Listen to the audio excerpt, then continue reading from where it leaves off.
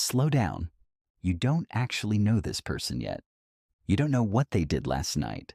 You don't know how they've spent the last few months of their life. You don't know how they handle stress, how they act when they're angry, what they do when things get hard. You don't know what they're like when you set a boundary. You don't know what happens when they get truly close to someone. But your mind has already started writing the story. The trips you take together, the mornings, the life.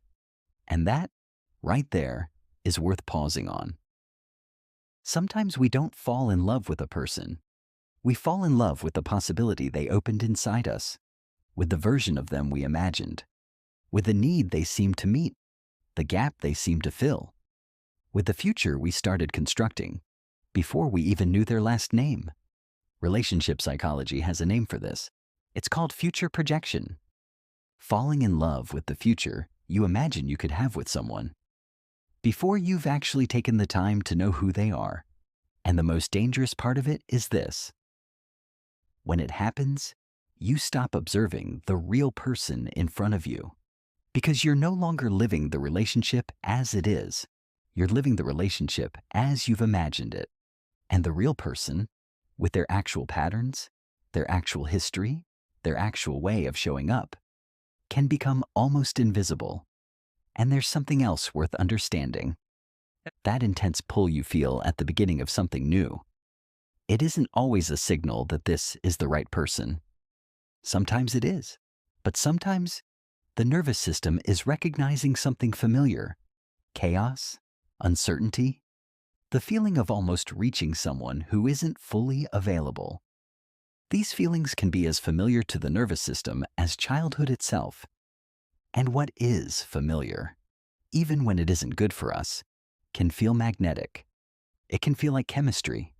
It can feel like recognition. It can feel very convincingly like love. But sometimes what we're feeling isn't love for this person. It's the echo of something much older, being activated by someone who fits a shape our nervous system already knows. So slow down. Not because the feeling isn't real. It is real. The feeling is always real. But a feeling is information, not a conclusion. And the question worth asking is, what is this feeling actually telling me? Is this person consistent? Do their words match their behavior? Not once, but over time. How do they act when they're under pressure? Do they pull away when things get closer? Do they show up in the small moments, not just the charged ones? Because relationships are not carried by feelings. Relationships are carried by patterns, and patterns take time to reveal themselves. Some people bring us peace, and some people bring us what feels familiar, which is not always the same thing. The work is learning to tell the difference. Here's what changes everything.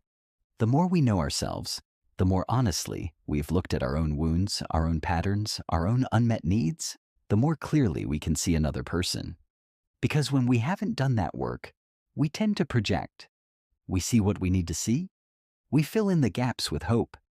We build a person out of possibility, and then feel betrayed when the real one doesn't match. But when we know what we carry, when we can recognize the moment our nervous system is reaching for something familiar, we can pause. We can ask, is this who this person is? Or is this who I need them to be? And that pause, small as it is, can change everything.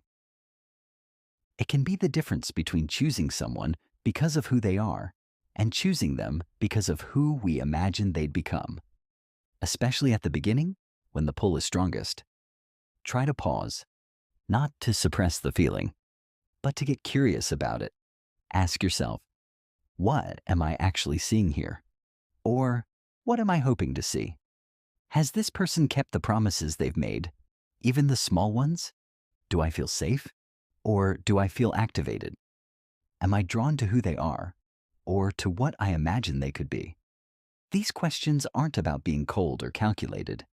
They're about being kind to yourself. Because learning to choose from clarity, instead of from intensity, is one of the most loving things you can do for your own future. And if you are already in something that doesn't feel right, this awareness can help you leave with compassion instead of confusion. Not with blame, but with understanding of what happened and what you want instead. Slowly, gently, step by step. This is how we begin to choose what is genuinely good for us, not just what feels familiar. If this reached something true in you today, subscribe to the channel and help this content reach more people who need it. And if someone you know is in the middle of this right now, share it with them today. I'll see you in the next one.